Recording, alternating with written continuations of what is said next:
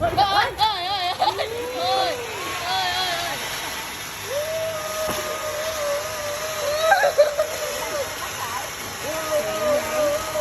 xịn bò. Đã không anh?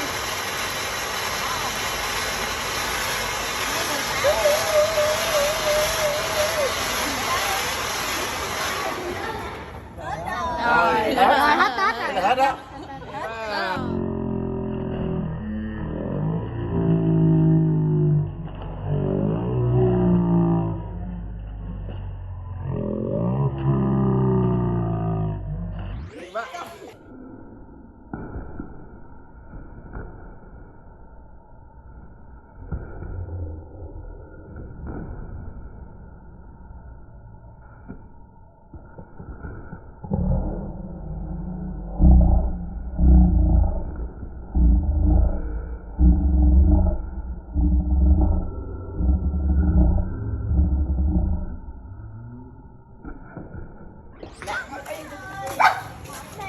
Đi chạy theo mấy chị, chạy theo đi. Đây chị ba.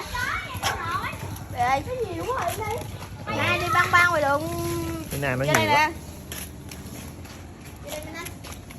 Thế băng băng ngoài đường không vậy? Đây.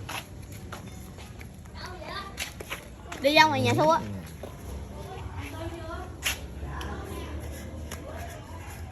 Rồi rất dép rồi. Không ai chờ em vô hết nè. Em vô có mình nè.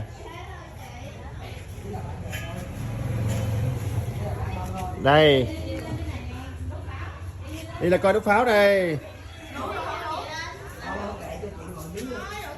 Ủa chị coi đốt pháo này Xu. Ba ơi. Con mang dép vô, chưa mở dép, trời ơi, lịch sự Chị quá sang có mua ha. pháo này Xu. Bin. Tới đây chứ mở dép ra, Đó. mang dép vô chưa có mở. Mang dép vô. Chuẩn bị livestream đi Bin ơi. Dạ. Chuẩn bị livestream quay đốt pháo nè. Kêu tụi nó nhảy qua slow motion đi. À. Kêu nhảy qua.